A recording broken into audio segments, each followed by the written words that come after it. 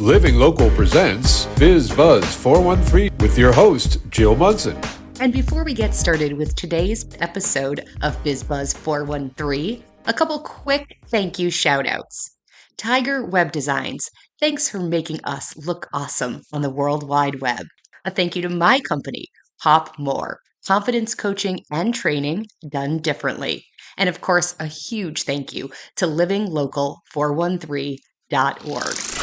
Hey, welcome in. I can't even believe it. It's another episode of Biz Buzz 413. And yes, you guessed it. I am your host, Jill Munson. Super excited to be a part of this Living Local 413 initiative that was founded by local entrepreneur Bill Cole. So Bill has this, Bill's just he's a little crazy, but we love him. No, he's good crazy. He's crazy because he's got this mission that I think a lot have tried to do, and he's finally getting it going with the help of his board, of course. And the mission is to fuel local success through innovative strategies, meaningful connections, and accessible resources. So that's some insight, some activities, some on-site things, some online things. There's just so much. And one of the things is this podcast.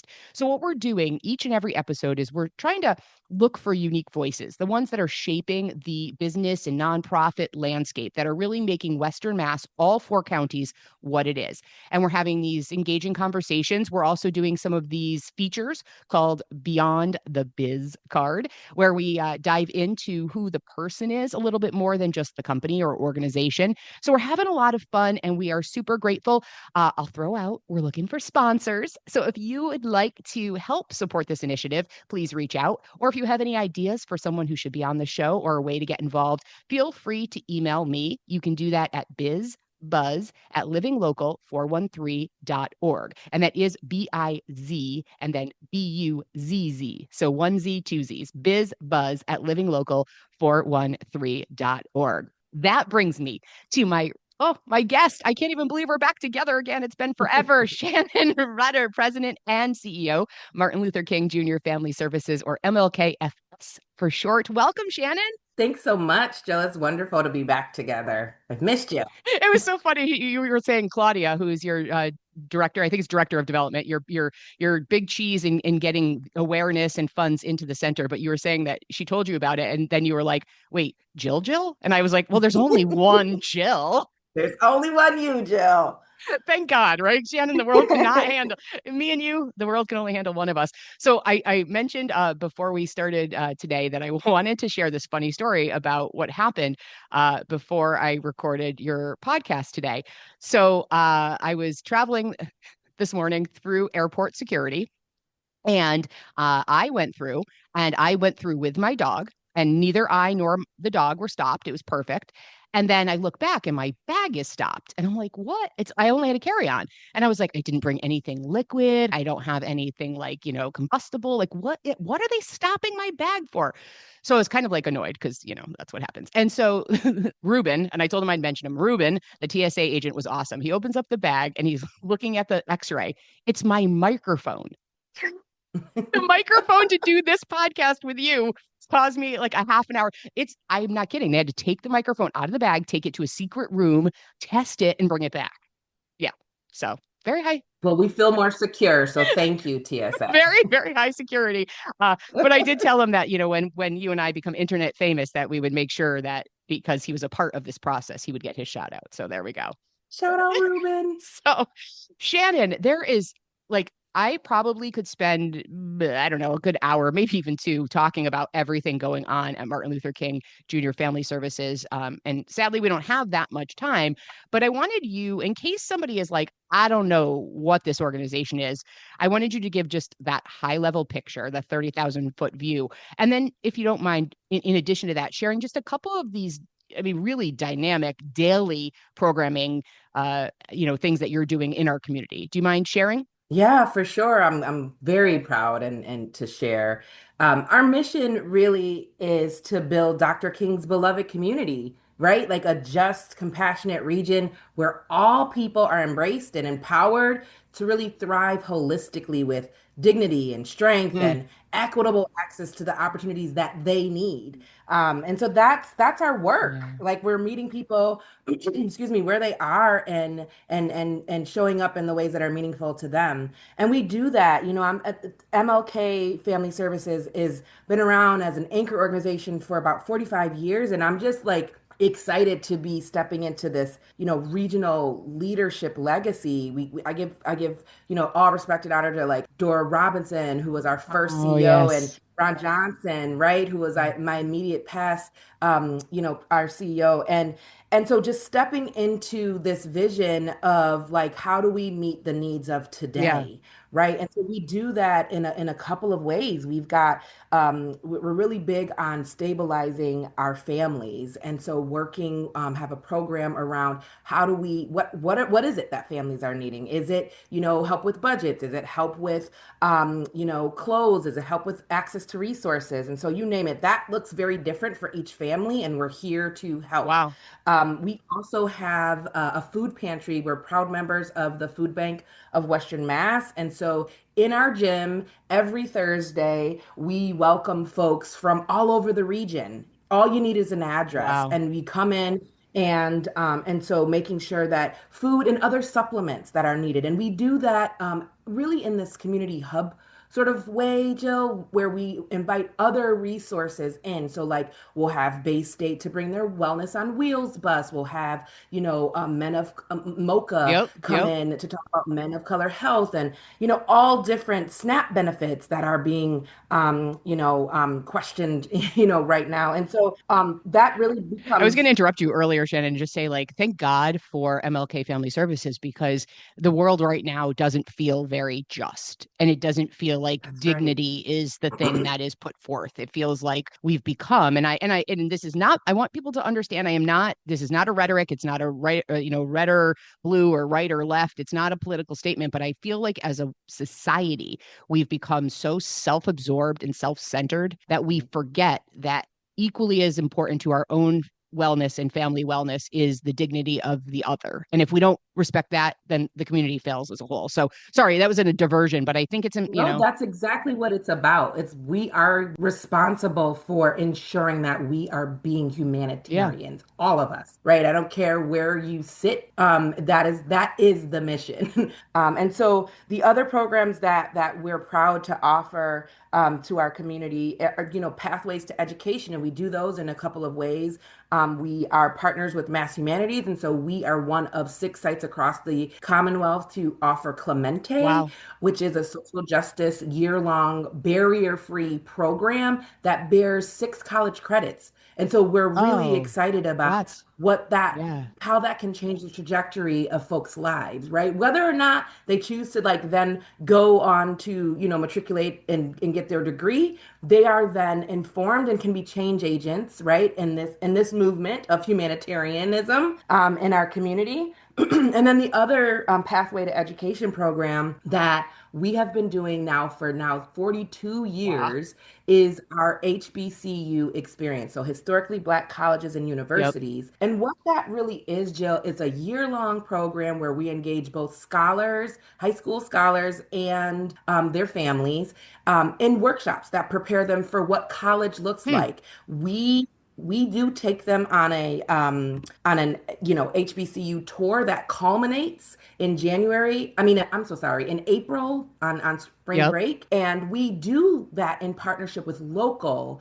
colleges and universities as well. So workshops will be on campuses throughout the region, and we do that because what we know is that everybody's not going to go away to college, Right. but we do want there to be a pathway, a bridge to these opportunities for learning. And then I would say our biggest core programs Okay. are really our youth enrichment and development, because that is what we were founded on more than 45 years ago. And that is a plethora of programs, you name it, from like after school programs and care, which is open and Okay. enrollment is rolling. So no need to like panic. There's still opportunity at the MLK Family Services Community Center. That also then means mini camps. So when school is out, we are open. Then we have summer camps, and so all of that is open from kindergarten to middle school. And then what is unique about our center is that Monday through Friday, 6 p.m. until 9 p.m. during the school year and until 10 p.m. in the summer, we have a plethora of opportunities Wow. for youth engagement and enrichment for our middle schoolers all the way up to age Oh, 22. that's so And important. so what that looks like is volleyball twice a week, basketball twice a week, open gym once a week, but also for folks that aren't really athletic, which is me. Me. It also looks like youth mental health workshops, identity Wow. conversations. We've got it. I didn't know what no cap meant. And so for our younger listeners, you all know, but I was like, what are we saying here? No cap is like, we're going to keep it real. We're going to have Ah, real conversations with our team and our youth. And we also are beginning to do some intergenerational conversations as well, making sure that, again, going back to that family yeah. stabilization. And so things like, I love it, podcasting. So maybe, Jill, we can get you in to do a Okay. workshop with our youth, but teaching them how to, really hone their Yeah. voice and amplify the messages because they're brilliant. And so that's just like the tip of the iceberg of what we've got going on currently for programs at MLK Family That's Services that's Community why Center. I said like I literally think we could spend like days talking because it's so rich. So a couple things. One, you mentioned Dora, and I want to, may she rest in peace. What an incredible, human. And but I love that. And obviously Ron, great person. And but the evolution to you in your role. And I think that that's so important because the world has changed. And again, we're older now, but it's important that we continue to evolve our leadership and having you in this role so that you can look at how the community has changed and how the region has changed. So I'm grateful to hear that. I also loved what you said about how MLK Family Services works with other organizations in the community because I think, and I've said this for years, I feel like for some reason our region gets very Hmm. siloed. It's like, well, we do this and we do that. And it's like, years ago, the Women's Fund had said, if you bring everybody together and you figure out how you can work together on projects and outcomes, then the piece of the pie is not actually smaller, it's bigger. And I've always held that Amen. near Yeah. to my heart. So I'm grateful to hear that. One, I want to talk. We're gonna have to do a two section, a second part of this. That's without a doubt. So that's gonna come up. But before we do, I have a quick question that wasn't planned, and then I want to ask you to just share a little bit about what's coming up in the fall, and then we're gonna take a break and come back with some big exciting news. But my question to you, and this is me, everybody that knows Jill will be able to understand that this question hopefully comes out correct and comes from the truest of heart and good intention. But I have to ask it. So when I think about Martin Luther King, obviously I think about one of our most esteemed and brilliant Black leaders. And so then I say, okay, well, as someone who lives in the community, I literally Yeah. live in the neighborhood, but I don't have brown skin. How is that received? Am I welcomed? 100%. I think coming into the center, I don't want someone who's listening who might be Latina or might be, white to feel like they're not welcome. And that's what you're saying. Everybody is welcome in your service. Okay. Everyone is welcome. Everyone is welcome. And what we're trying really hard to do is make sure that all of our programs are free, have removal of barriers, right? So like Nice. we're really, I mean, and we're nonprofit, so we get scrappy, right? Like in terms of I love making it. sure that that happens. But no, this moment calls for us to absolutely all show up as humans together, right? And so my firm belief is that um, you know, we live in this world where we have been how can I not get how can I say this, right? We live in this world where we have to amplify Black voices so that all voices are heard. And Absolutely. so Well, and that's what I love. I love the idea of being able to break down barriers through communication. Like, I don't know what I don't know. And I've said this a million times over. Like, first of all, it's not my Black and brown friends' jobs to teach me. I have to be a learner.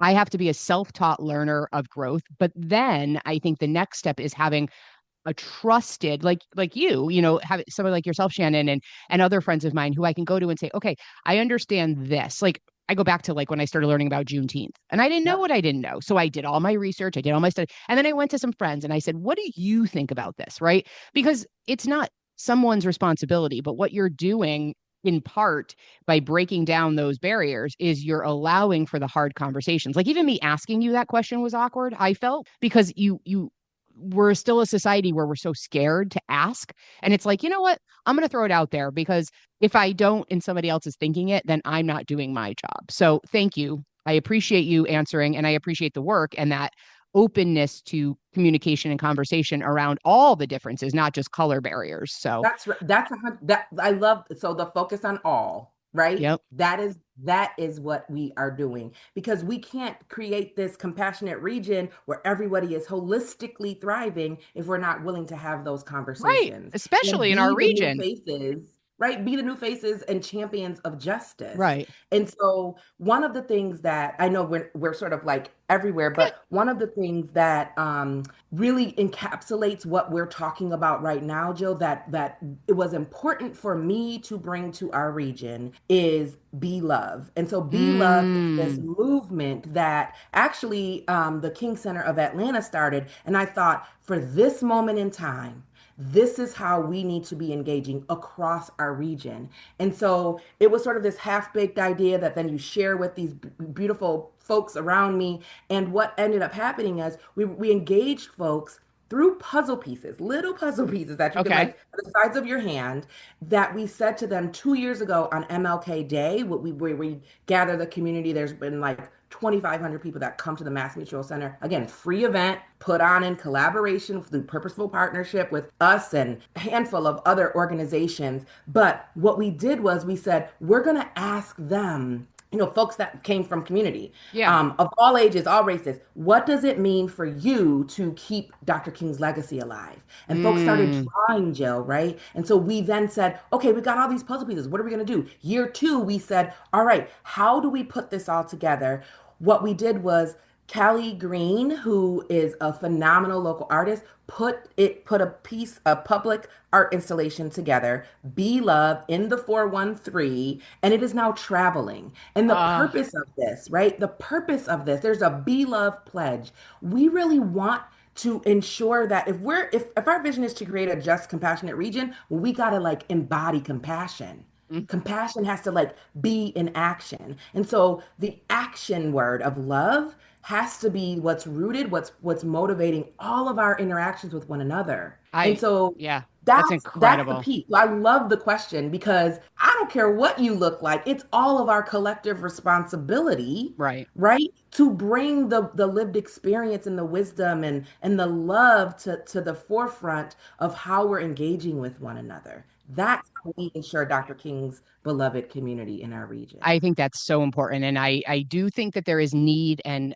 reason for like-minded groups. Like if you look at, let's say a Latino chamber, there is, or a Black chamber, those are important. It is important to have individuals who look alike and who have had lived experience that is similar to be able to group. But then it's also equally important that you get all other groups. You get someone like myself from the LGBTQ plus elemental Yep. P, XYZ, pound, pound. So anyway, we have too many letters in our acronym now, but you get people together from different groups because there's different experiences and everybody is different, right? You as someone who identifies one way is not going to be the same as someone who identifies the similar way. You know what I mean? Like so anyway, all right, we're running short on Isn't time. that the beauty of the cup of the puzzles Yeah. coming Well, together, that's what I right? like. And I love that you said in order to have a just compassionate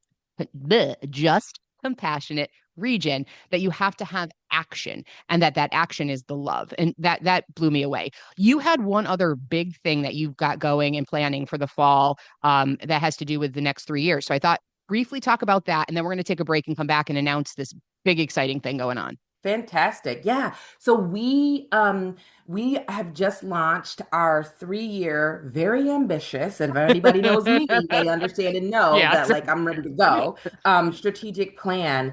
And it's got four pillars, right? One of which we are talking about very intentionally today is purposeful partnerships. And so I know that like we're not going to get any of this work done to ensure really this vision unless we work together. Hmm. And so I'm excited about the next 3 years and what this is going to mean in terms of like, sure, I wouldn't be a good CEO if I didn't say we've got to stabilize our own organization and Right. think about how do we, build out in terms of capital. And but really the exciting part about it is like what I want us to do is, yes, remain a human service organization, but to begin to shift our approach to be really informed by like what is like historical trauma and how can we begin to heal that.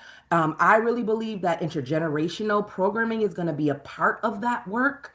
COVID really did a number on like making silos even bigger. Yeah.